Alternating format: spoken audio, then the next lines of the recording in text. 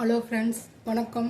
Welcome to அச்சு trends. நம்ம இப்போ வந்து முருங்கைக்கீரை சாதம் செய்யலாங்க. அதுக்கு பாருங்கள், நம்ம வந்து சாப்பாட்டு அரிசி நம்ம வீட்டில் செய்கிறோன்னா அந்த சாப்பாட்டு அரிசிங்க. துவரம் பருப்பு சாப்பாட்டு அரிசி ஒரு டம்ளர், ஒரு அரை டம்ளர் வந்து துவரம் பருப்பு போட்டு நல்லா அரை மணி நேரத்துக்கு மேலே நம்ம வந்து ஊற வச்சுருக்கோங்க. நல்லா ஊற வச்சு எடுத்துக்கலாம். நல்லா கழுவி ஊற வச்சு எடுத்துக்கலாம். இப்போ எப்படி செய்கிறதுன்னு பார்க்கலாம். ஸ்டவ்வில் நம்ம வந்து ஒரு குக்கர் வச்சுக்கலாங்க. குக்கர் வச்சு ஸ்டவ் ஆன் பண்ணிக்கலாம். பாருங்க, குக்கர் வச்சோம். குக்கர் காஞ்சிச்சு. இப்போ அதில் வந்து நம்ம எண்ணெய் சேர்த்திக்கலாம். தாளிக்கிறதுக்கு எண்ணெய்ங்க. எண்ணெய் காயிட்டோம்.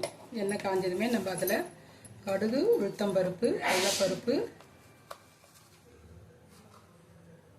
கடுகு, உளுத்தம்பருப்பு, கடலைப்பருப்பு சேர்த்துக்கலாங்க.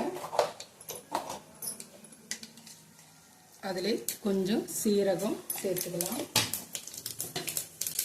இப்போ தாளிக்கிறதுக்கு பாருங்கள், சாம்பார் வெங்காயம் நான் வந்து ரெண்டு ரெண்டாக கட் பண்ணி வச்சுருக்கேன். ஒரு 5-6 பல்லு பூண்டுங்க. பூண்டு இப்போ சேர்த்துக்கலாம். 3 காஞ்ச மிளகாய் எடுத்து வச்சுருக்கிறேங்க. காஞ்ச மிளகாய் சேர்த்துக்கலாம். ஒரு கப்பு கருவேப்பிலை சேர்த்துக்கலாம். வெங்காயம் சேர்த்துக்கலாம்.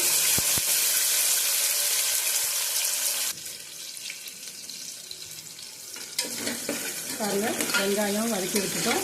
இப்போ இதில் வந்து நம்ம தக்காளி சேர்த்துக்கலாம். ஒரு பெரிய தக்காளி ஒன்று கட் பண்ணி வச்சுருந்தோங்க பொடிப்படியாக. அந்த தக்காளியும் இதில் சேர்த்துக்கிட்டோம். தக்காளி நல்லா 2 வதக்கு வதக்கலாம். தக்காளி நல்லா வதங்கிடுச்சுங்க. இப்போ வந்து அதுக்கு மஞ்சள்தூள் கொஞ்சம் ஒரு 1/4 ஸ்பூன் மஞ்சள்தூள் போட்டுக்கலாம். மஞ்சள்தூள் போட்டு நல்லா கலந்து விட்டுட்டு கொஞ்சம் பெருங்காயத்தூள் போட்டுக்கலாங்க. கொஞ்சமாக பெருங்காயத்தூள் போட்டு நல்லா இது கலந்து விட்டுக்கலாம். பாருங்கள், மஞ்சள்தூள் போட்டுட்டோம். இப்போ சாம்பார் பொடி ஒரு ஸ்பூன் போட்டுக்கலாங்க. அதுலேயே வந்து வெறும் மிளகாத்தூள் இருந்தால் உங்களுக்கு காரம் போதுன்னா விட்டுருங்க. இல்லைன்னா வந்து கொஞ்சமாக ஒரு 1/4 ஸ்பூன் வெறும் மிளகாத்தூள் போட்டுக்கோங்க. போட்டு இது 2 வதக்கிக்கோங்க நல்லா.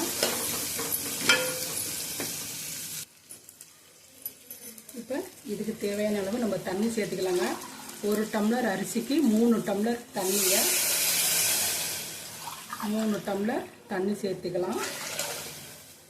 தண்ணி கொஞ்சம் அதிகமாக இருந்தாலும் பரவாயில்லைங்க, ஒன்றும் பிரச்சனை இல்லை. நல்லா குழையாக இருந்தால் தான் சாதம் நல்லாயிருக்கும், சாப்பிட்றதுக்கு ரொம்ப நல்லாயிருக்கும்.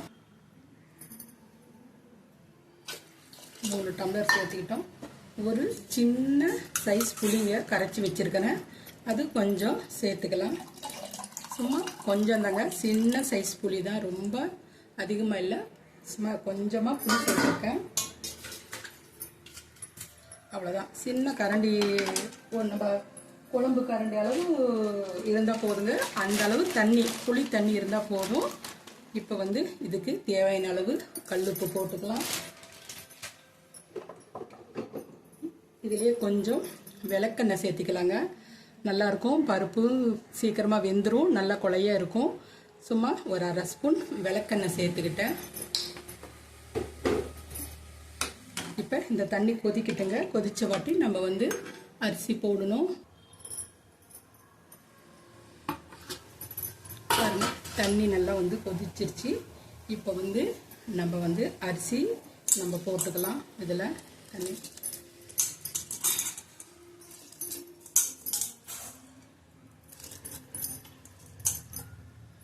இது ரொம்ப ஹெல்த்தியாக இருக்குங்க. நம்ம முருங்கைக்கீரை போட்டு நம்ம வந்து சாதம் வந்து நம்ம செஞ்சதில்லை. இந்த மாதிரி வந்து நீங்கள் செஞ்சு பாருங்கள், சூப்பராக இருக்கும், நல்லா இருக்குங்க. இது குழந்தைங்களுக்கும் இது கொடுக்கலாம், ரொம்ப நல்லாயிருக்கும், ரொம்ப சத்தானதுங்க.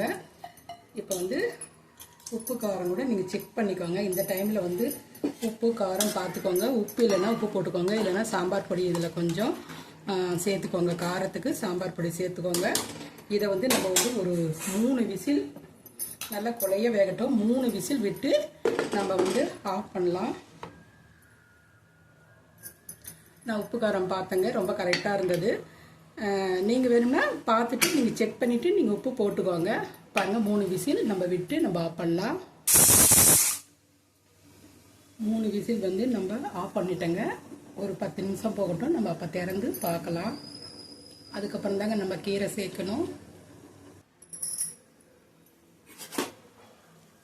பாருங்கள், குக்கர் வந்து 3 விசில் விட்டு நம்ம வந்து ப்ரெஷர் வந்து இறங்கிருச்சுங்க. இப்போ வந்து நம்ம ஓப்பன் பண்ணி பார்க்கலாம்.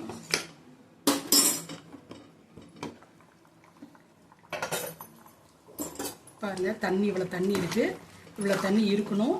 இப்போ வந்து இதில் வந்து முருங்கீரை, நம்ம வந்து முருங்கீரை ஒரு கைப்பிடி, நல்ல கைப்பிடி அளவு வந்து முருங்கீரை கழுவி நம்ம எடுத்து வச்சுருக்கோம். இதில் வந்து இப்போ சேர்த்துக்கலாம்.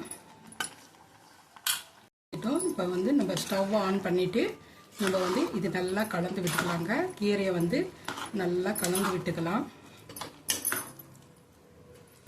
கலந்து விட்டுட்டு இது அப்படியே நம்ம திறந்தே இருக்கட்டுங்க. திறந்தே ஒரு 5 நிமிஷம் வந்து இந்த கீரை கொஞ்சம் வேகிற அளவுக்கு சீக்கிரம் வெந்துடும். முருங்கீரை இருந்தாலும் நல்லா கொஞ்சம் இன்னும் கொஞ்சம் கீரை வந்து நல்லா வேகணும்.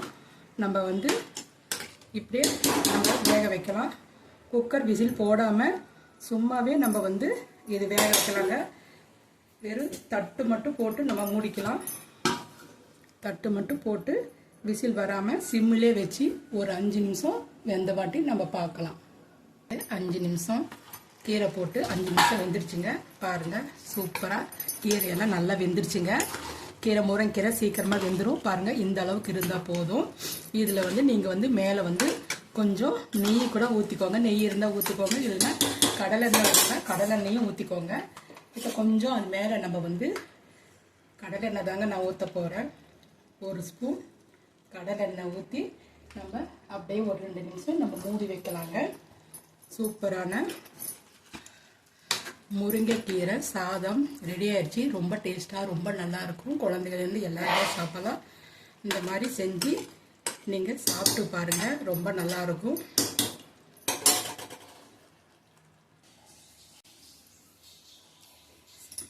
நம்ம எண்ணெய் ஊற்றி ஒரு 5 நிமிஷம் மூடி வச்சுருந்தேங்க. தண்ணியெல்லாம் இறுகிருச்சான்னு பார்க்கலாம். சூப்பராக தண்ணியெலாம் நல்லா இறுகிருச்சு. இந்த அளவுக்கு தாங்க இருக்கணும் சாதம். இப்படி இருந்தால் தான் சாப்பிட்றதுக்கு ரொம்ப நல்லாயிருக்கும். இதோட நீங்கள் வந்து ஊறுகாய் வச்சுக்கோங்க. நீங்கள் வந்து முட்டை கார முட்டை ஆம்லேட் இந்த மாதிரி இருந்தால் அதையும் வச்சுக்கிட்டு நீங்கள் சாப்பிட்டு பாருங்கள், ரொம்ப நல்லாயிருக்கும். நான் இன்றைக்கி வந்து கார முட்டை செஞ்சுருக்கிறேங்க. கார முட்டை நம்ம வந்து காரா பூந்தி இருந்தாலும் காரா பூந்தி கூட நீங்கள் வந்து இதுக்கு சைடிஷாக வச்சுக்கலாங்க, ரொம்ப நல்லாயிருக்கும். காரா பூந்தி இருக்குது, நான் காரா பூந்தி கூட வச்சுக்கிட்டேங்க. சூப்பராக இருக்கும். இது தொட்டுட்டு சாப்பிட்றதுக்கு ரொம்ப நல்லாயிருக்கும். இதே மாதிரி நீங்கள் செஞ்சு பார்த்துட்டு எப்படி இருக்குன்னு எங்கள் சேனலுக்கு கமெண்ட் பண்ணுங்கள், ஷேர் பண்ணுங்கள், சப்ஸ்கிரைப் பண்ண மறந்துடாதீங்க. ஓகே, பாய்.